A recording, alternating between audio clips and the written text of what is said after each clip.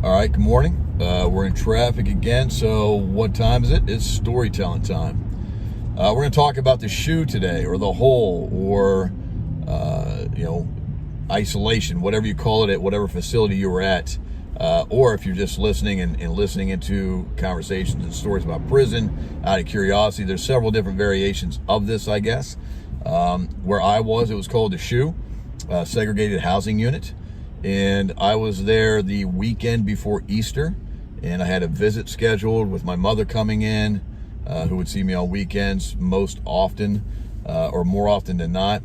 My children were scheduled to come see me for Easter, my two oldest, and I got locked up on a Friday night. I didn't have any phone privileges. I had no way of getting a hold of pen, paper, envelope, and stamps. So I had no way of notifying anybody that something had happened, and I was locked up deeper into the prison. The S.H.U for me was, I was at a camp. They take you down to the medium security facility where guys are doing some pretty big time. And they put you in the segregated housing unit, which is 4 floors or 2 wings of 2 floors each, so 4 total. They call them ranges.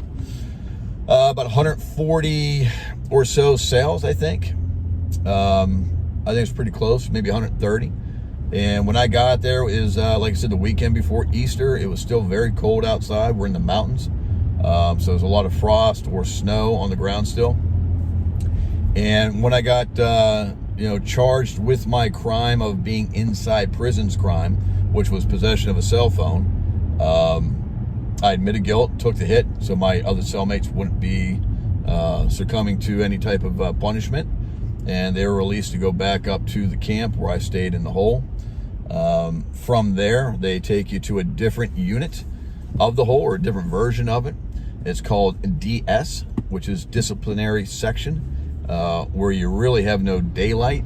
You're in your cell. The only light you have is the fluorescent light above you on the, surrounded by cement wall ceilings, which is controlled by the guards. So you either had light or you didn't have light. We had louvered covers over our windows, which gave you very little illumination, but no visibility to the outside. I did 30 days in the segregated, or the disciplinary side of the segregated housing unit. That was part of my punishment. I forfeited 45 earned good days, meaning early release days. I forfeited those. I was fined a certain amount of money from my commissary money.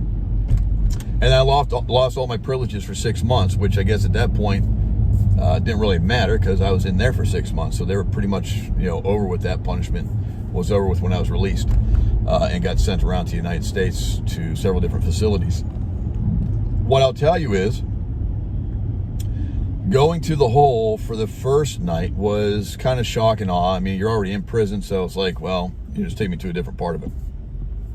They took almost our entire building down to the S.H.U because they had a raid, and they found, I don't know how many cell phones, but they locked everybody up in the wing that we were in, which was about 20 people, I guess, they took down that night. And it was an experience, again, that shock and awe happened at night.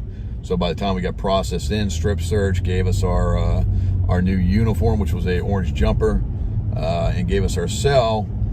It's probably 11 o'clock midnight, and then, you're tired after all that excitement and exhausted, squatting down these little, 2 foot by 2 foot cells while you're waiting to be assigned a cell. That all being said, Saturday morning, you wake up and reality hits. You're in the S.H.U now. Unfortunately, the time of the year I was there, again, like I said, it was Easter or the week before. It was really, really cold, and all concrete walls mean really, really cold cell. They don't give you much in the way of covers or blankets. You're kind of, you're stuck. You don't have pillows. You got a very thin, almost like soft concrete mattress, and that's it. So you get creative on how to keep warm because you have nothing there. None of your property's there. So you're stuck either, shivering and freezing, or getting creative and warming yourself up. I was a big exercise guy while in, and I didn't stop exercising while in the S.H.U. That helped me stay warm and work up a sweat. We used to use the showers. You had a little stand-up stall in your cell. You had a shower, a toilet, and a little table. in a sink, so they didn't have to remove you or any of that stuff. It was pretty much, you're in there all day long. You don't come out for anything. So we would turn the showers on and get the hot water going, but they were cycled on a certain amount of minutes, and the guards controlled the water and or the heat of the water. So if they felt you were abusing it, they could shut it off from their control center, and you'd be screwed.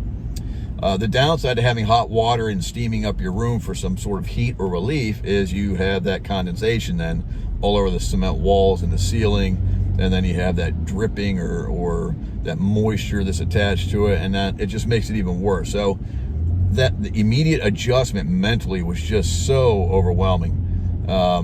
After about the first week, I got moved over to that disciplinary side to do my 30 days of punishment there. That takes on a whole different level of adjustment. So, the weekend waiting and looking for whatever my outcome's going to be for my charge, you kind of adjust around you a little bit. You got some visual, a little sliver of a window to look outside into the compound. You get to see some coming and going of inmates or guards or whatever being transitioned, or, guards coming into work or leaving shift.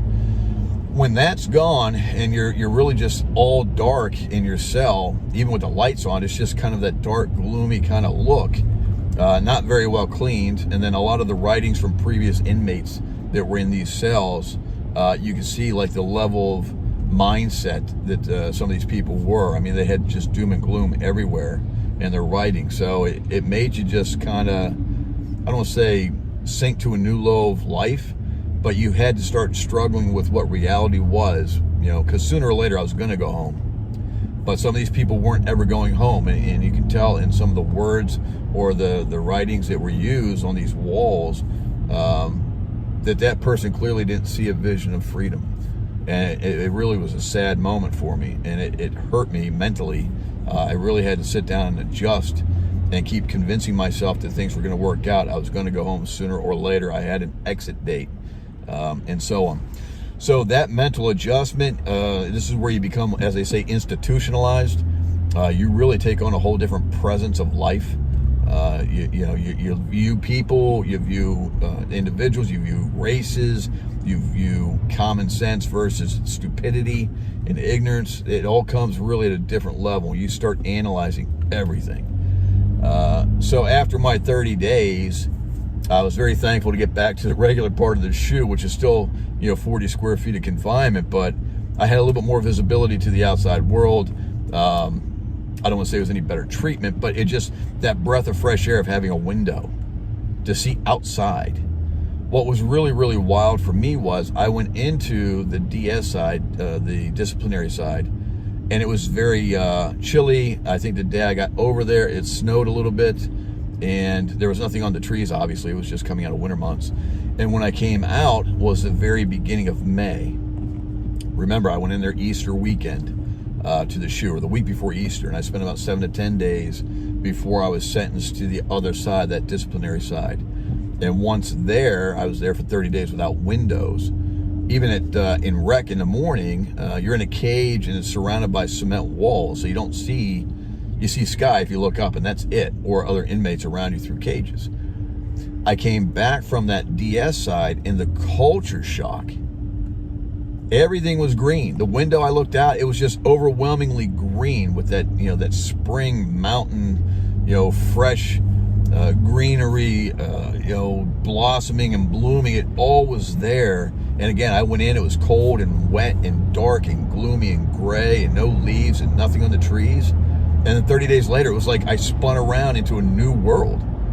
And that took a very big mental adjustment. I lost time. You lose time. When you lose time like that, visually lose time. Like you hibernated, like a bear. It is the most scariest feeling to readjust mentally of what just took place in your life. Overwhelming.